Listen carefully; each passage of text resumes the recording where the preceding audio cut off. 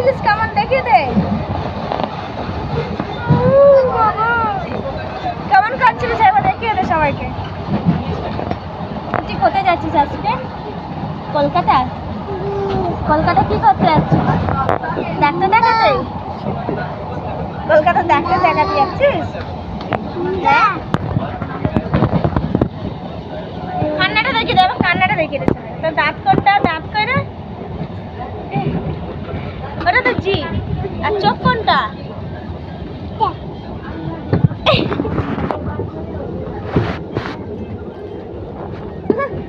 বস, হাম করবে না, হাম